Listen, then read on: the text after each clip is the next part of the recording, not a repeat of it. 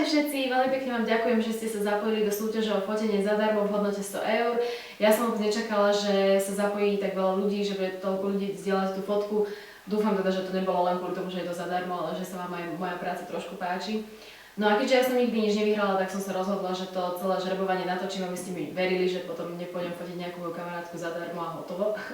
Takže som si všetky vaše mená vytlačila, nastrihala, vytriedila podľa mien, lebo niektorí z vás zdieľali tú fotku viackrát, takže teraz je tu u každého meno len raz.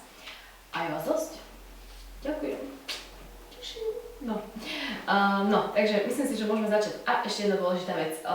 Ja som hovorila, že vyžrebujem jedného človeka, ktorý dostane fotenie v hodnote 100 eur zadarmo. Lenže vás bolo tak veľa, že mi je to ľúto, najradšej by som vás pofotila všetkých, ale to sa nedá.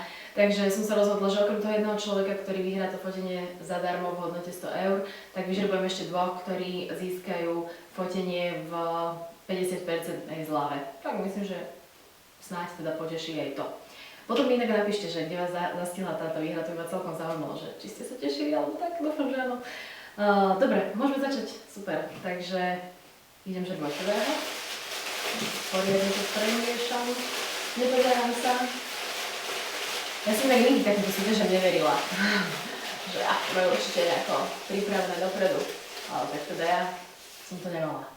Miriam Kobzová. Gratulujem! Dúfam, že si to fotenie užijeme, dúfam, že vymyslíme niečo super a že sa vám to bude páčiť. Dúfam, že ste sa potešili, že ste vyhrali.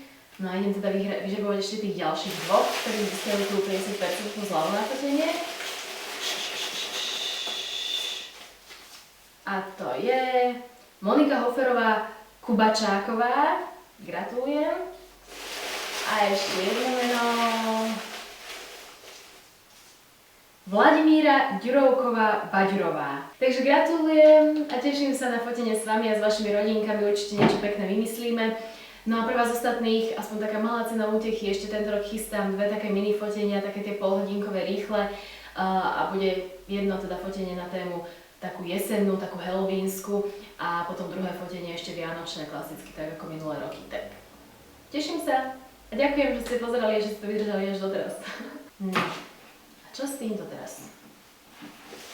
Veľa tu toho. Už viem.